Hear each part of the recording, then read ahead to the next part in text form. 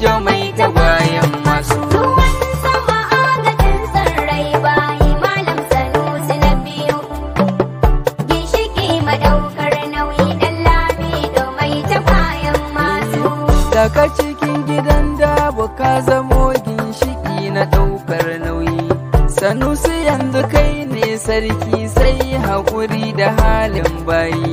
Kowa ya zaburo kyale shi dutse daga ka zai masu nauyi. Ka sanya zuciyoyi sanyi komai ake bukata kai. Rumbun sarakuna kai koyi a rabo ake yin layi.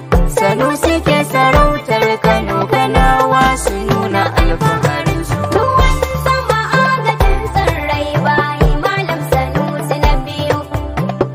Ginshiki madaukar nauyi ɗan Lamido mai tagwayen masu.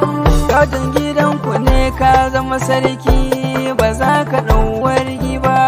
Rundun hura ashe bai fa kamata a ce da shi sarki ba. Yaƙi da jarumi shi ya fi in ba rashin rabo ya kai ba. Ba su kai gurin usuli ba, ba su kai gurin matsayi ba. Ba za su kai ya kai girma ba, kare ba za ya kai kura ba. Suna fushi da kai rabbi yana ta daga ga kan matsayinsu. Ruwan sama agajin tsirrai bayi Malam Sanusi na biyu. Ginshiki madaukar nauyi ɗan Lamido mai tagwayen masu. Dole a gaida kai ka zama sarki, waɗansu sun sha haushi.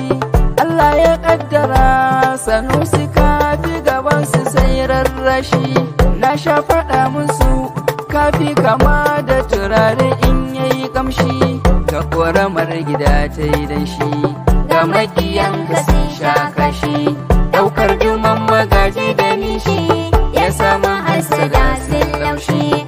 Dume taɓa ka yau a jihar mu, sarki Sanusi ko mu ko su. Ruwan sama agajin tsirrai bayi Malam Sanusi na biyu. Ginshiki madaukar nauyi ɗan Lamido mai tagwayen masu. Mai takama da Allah Sanusi shi wani takama ta yi buka. Mai shan ruwa ya je teku, ga mai shan jini ya je shi mayanka. Suna fushi da kai